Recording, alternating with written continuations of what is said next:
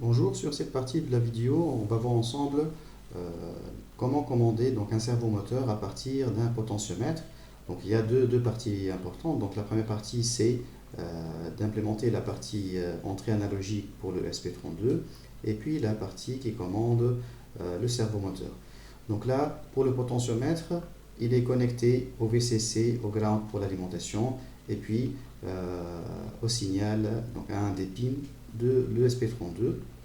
Et puis le servomoteur, il a aussi, donc pour l'alimentation c'est le ground, il y a aussi le V+, et un pin ici de l'ESP32. Donc j'ai fait des petits changements par rapport à la dernière vidéo dans la configuration matérielle, donc je vais expliquer ça par la suite. Donc on va voir ensemble un peu donc, le résultat de ce qu'on va faire. Donc là on a donc, un servomoteur et il est commandé ici à partir du potentiomètre. Donc si on fait tourner le potentiomètre, le servomoteur il tourne de la même manière. Voilà.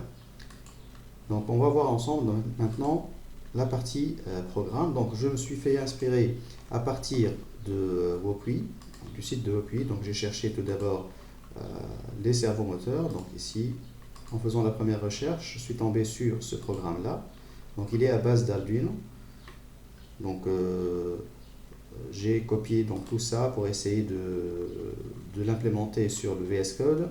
Seulement il y avait un problème avec la bibliothèque servo.h.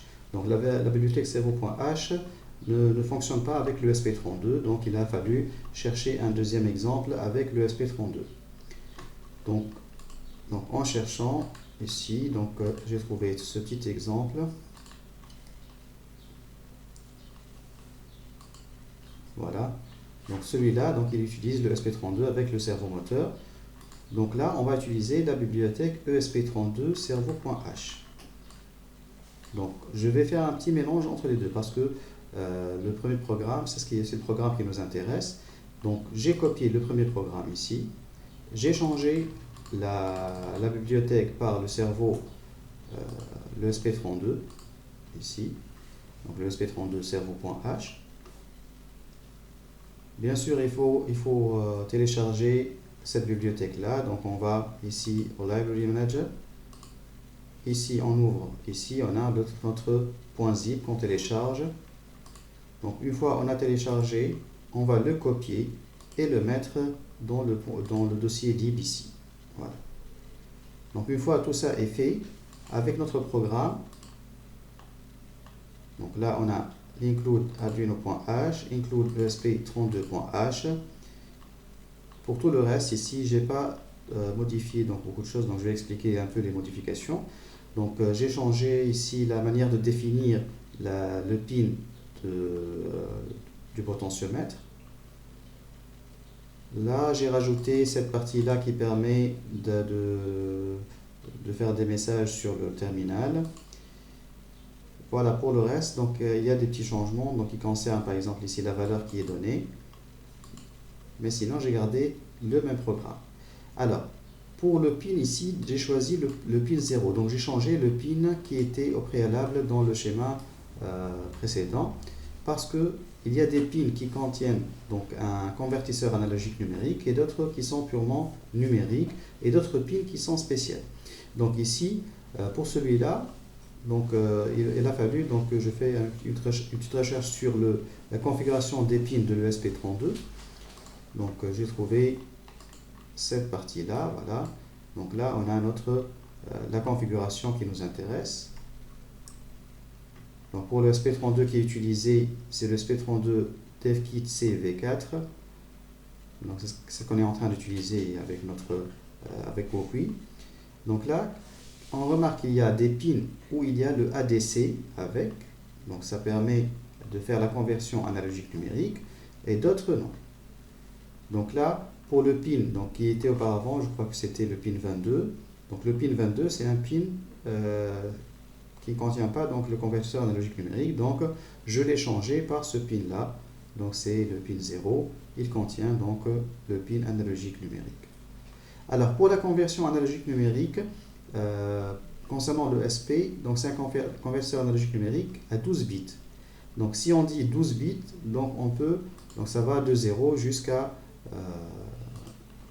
4096 de 95, donc 2 puissance 12 ça fait 4096.